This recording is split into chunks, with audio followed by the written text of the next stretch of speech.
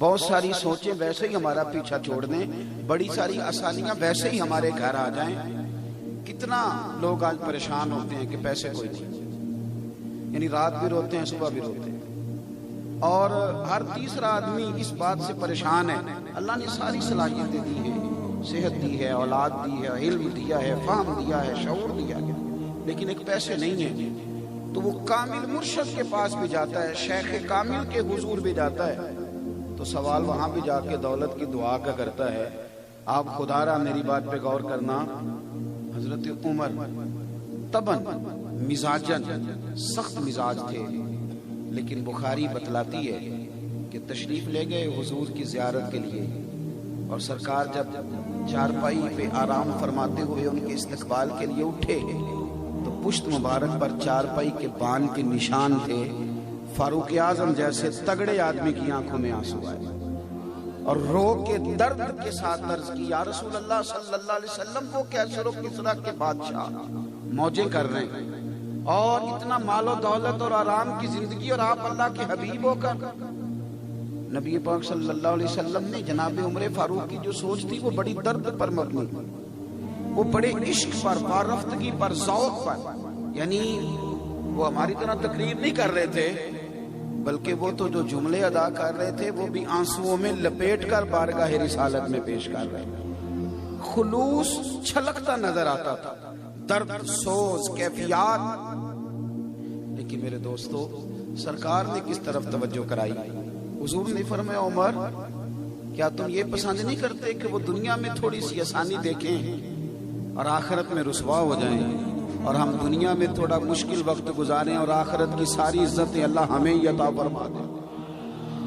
نبی پاک صلی اللہ تعالی علیہ وسلم نے جائز مال جمع کرنے سے منع نہیں فرمایا، لیکن جس طرف میں آپ کی توجہ دلاؤں اس کو سمجھیں۔ اس چکر میں الجھ جانا، یہ جو ہمارے جوان بیچارے روز نیا فیشن کرتے ہیں نا، اب تو یہ فیشن مذہبی سٹیجوں پہ بھی آ گیا ہے، اب تو نعت خاں کے کپڑے دیکھ کے بھی اس طرح کے کپڑے بنوانے کو دل کرتا ہے کہ اس طرح کے مجھے بھی بنوانی چاہیے۔ اور پہلے لوگ اس سے پوچھتے تھے کہ آپ یہ نعت شریف جو ہے یہ آپ نے کہاں سے لی ہے، اب یہ پوچھتے ہیں کہ کس بوتیک سے جوڑا بنوایا ہے، ہمیں بھی ذرا ایڈریس بتائیے گا۔ یعنی اور پھر جو آدمی یہ نیا فیشن اوڑھتا ہے نا، نیا کام کرتا ہے، پریشان بھی بڑا رہتا ہے۔ یعنی 4-5 ہزار دے کے جس نے بال بنوائے ہیں وہ بڑا پریشان ہے کہ میں نے اتنی محنت کی اور مجھے دیکھا بھی کسی نے نہیں، کسی بندے نے توجہ ہی نہیں کی۔ اور جو بندہ سادہ ہے، جو کھیتوں سے اٹھ کے آ گیا، وضو کیا، کپڑے بدلے، استری تھے تب بھی ٹھیک ہے، نہیں تھے تب بھی ٹھیک ہے، اس بیچارے کو فکر کوئی نہیں ہوتی کہ دیکھے تب بھی ٹھیک ہے، نہ دیکھے۔ یہ مذہبی محفلوں میں نا کچھ سیاسی، سماجی، رفائی، فلائی لوگ بھی آتے ہیں۔ آپ کا تو مجھے مزاج کا نہیں پتا، لیکن ہمارے ہاں تو باقاعدہ نام لکھے جاتے ہیں۔ ایک مہمان خصوصی ہوتا ہے، ایک مہمان خاص ہوتا ہے، ایک کی زیر صدارت، ایک کی زیر قیادت، ایک کی زیر سرپرستی۔ یعنی وہ اشتہار بیچارہ نا خود بڑے بوجھ تلے ہوتا ہے، اتنے لوگوں کا نام اس پہ درج کر دیا جاتا ہے۔ تو وہ اب وہ جو رفائی فلائی صاحب آئے ہوتے ہیں نا، حضور کی محفل میں آئے ہیں۔ محفل کس کے نام کی؟ سرکار کے نام کی۔ وہ اللہ کی رضا کے لیے آئے ہیں، لیکن وہ چونکہ محلے کے سماجی آدمی ہیں، اس لیے بیچارہ پیچھے سے گردن اونچی کر کر کے نقیب کو دکھاتا ہے کہ میں آ گیا ہوں، کسی طریقے مجھے اوپر بلا لیں۔ اور اس بیچارے کی بھی ڈیوٹی ہے۔ آج میں ایک محفل میں تھا، شاید وہ میری جیب میں رکا ہے کہ نہیں، دوپہر میں تو مجھے رکا دے دیا، کہنے لگے اس کا بھی نام لینا ہے آپ نے تقریر میں، اس کا بھی نام لینا ہے، اس کا بھی نام لینا ہے۔ تو میں نے ان سے کہا کہ چلتے وقت تو آپ نے کہا تھا یہاں نبی پاک کی تعریف کرنی، اور آپ نے ہمیں کس کام لگا دیا ہے؟ آپ نے تو کہا تھا حضور کا ذکر کرنا ہے۔ تو اس طرح کا کام تو نہ ہم سے لیں کہ ہمارا ضمیر بھی ملامت کرنے لگے۔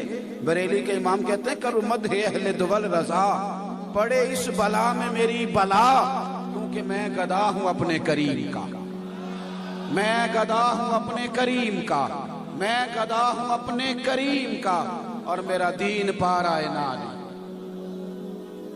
اعلیٰ حضرت بریلوی نا ایک دکان پہ تیل لینے گئے سرسوں کا، دکاندار کو ایک بڑی بوتل دی، فرمانے لگے سرسوں کے تیل کی بھر دو، اس نے بھر دی۔ تو اعلیٰ حضرت پوچھتے کتنے پیسے؟ کہنے لگا حضور ویسے تو 5 آنے کی ہے، آپ ہمارے عالم ہیں، آپ 3 آنے دے دیں۔ آپ کے علم کی وجہ سے میں 2 آنے چھوڑتا ہوں. اعلیٰ حضرت نے پورے ہی 5 دیے. فرمایا میاں تو پورے ہی رکھ, میں اپنا علم 2 آنے کا نہیں بیچا کرتا.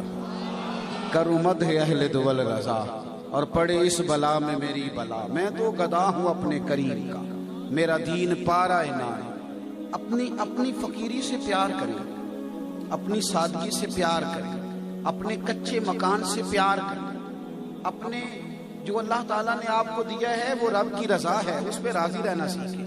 یہ مدینے والے محبوب کا طریقہ ہے, یہ سرور کائنات کی سنت ہے, یہ رسول پاک نے ہمیں سکھایا. سب سے پہلے تو اس دوڑ سے باہر آئیں اور اس کے حلال کے لیے محنت ضرور کریں میرے بھائی, ضرور محنت کریں. لیکن خدا را اتنے لمبے چوڑے چکر میں نہ الجھیں جتنے میں ہم الجھ گئے. اور یہ اتنی بڑی دلدل ہے کہ جو اترا ہے وہ دوبارہ کبھی واپس نہیں آیا. 2 جملے مسند امام احمد بن حنبل میں موجود ہیں. یا رسول اللہ ذلت کیا ہے؟ تو کریم فرمانے لگے لالچ نہ کرنا, ذلیل ہو جاؤ. تو یا رسول اللہ عزت کیا ہے؟ فرمایا جو رب نے دیا ہے اس پہ قناعت کر لے, میرا رب تجھے عزت عطا فرما دے. یہ 2 جملے, یہ دستور ہیں, اس کو آپ سمجھ. رسول کریم صلی اللہ علیہ وسلم نے ہمارے بوجھ اتارے, ہمارے لیے زندگی آسان کی. ہمیں حضور دیکھیں, تکبر ایک بہت بڑی بیماری کا نام ہے. میں کس درد کے ساتھ آپ کی خدمت میں یہ بات عرض کروں کہ میرے وطن میں سب سے بڑی مصیبت پروٹوکول کی مصیبت ہے. میں کس طرح آپ کو یہ بات سمجھاؤں کہ اس وطن میں ایسے بھی معاملات ہوئے کہ کسی کا پروٹوکول جا رہا تھا اور کسی کا بچہ ہسپتال نہیں پہنچ سکا اور رکشے میں انتقال کر گیا. کسی کا پروٹوکول جا رہا تھا. آج نا شوق ہے, آج شوق ہے لوگوں کو کہ لوگ گاڑیوں کے پیچھے بھاگیں. آج شوق ہے کہ لوگ نعرے لگائیں. آج شوق ہے کہ لوگ مجھے بڑا جانیں. القا آباد کی بھیڑ میں میری طرح کا کمزور آدمی اپنا وجود تلاش کرتا رہتا ہے کہ جو کچھ کہا گیا ہے مجھے ہی کہا گیا ہے, ویسے یہ میرے لیے ہی تھا سارا کچھ. یعنی رٹا لگایا ہوتا ہے. اور چونکہ نقیب ہمارا مجبور ہوتا ہے, ایسے آپ کے تو نقیب بڑے سادے سے ہیں, ہمارے ہاں تو جو نقیب ہوتے ہیں اس کے نام کے ساتھ بھی شہنشاہ نقابت لکھا ہوتا ہے. تو اب شہنشاہ صاحب سے ڈرنا بھی پڑتا ہے, یہ بھی بڑا مشکل کام ہوتا ہے. اس کو آپ کہیں کہ اس طرح کر لے, بندہ ہی شہنشاہ تو آپ کیا کہہ سکتے ہیں, سوال ہی پیدا نہیں ہوتا. تو القا آباد کی بھیڑ بھاڑ, اس سے تکلف پیدا ہوتا ہے, اس سے تکلف پیدا ہوتا ہے. وہ نام بڑا حسین ہوتا ہے جو نام اماں لیا کرتی ہے, بڑا ہی مزیدار ہوتا ہے. وہ یہاں علماء بیٹھے, امام اعظم ابو حنیفہ کی والدہ فرمایا کرتی تھی, ابو حنیفہ یہ مسئلہ, اس کا سوال کا جواب نہ فلاں وائز جو بڑی اچھی تقریر کرتا ہے اس سے جواب لے کے آؤ. تو امام صاحب فرماتے اماں میں نہ جواب دے دوں. تو اماں کہتی ابو حنیفہ تو بچہ ہے, تجھے کیا پتا. ان کے تو بچے ہی تھے نا, یعنی امام اعظم کی بات کر رہا. تو امام صاحب اس وائز کے پاس چل کے جاتے, کہتے یہ میری ماں نے مسئلہ پوچھا, جواب دو. وہ آپ کا شاگرد تھا. کہتے حضور مجھے تو نہیں پتا. تو آپ فرماتے چل پھر میں تجھے اس سوال کا جواب بتاتا ہوں, پھر تو مجھے بتانا. پھر میں تیرا نام لے کے اپنی اماں کو جا کے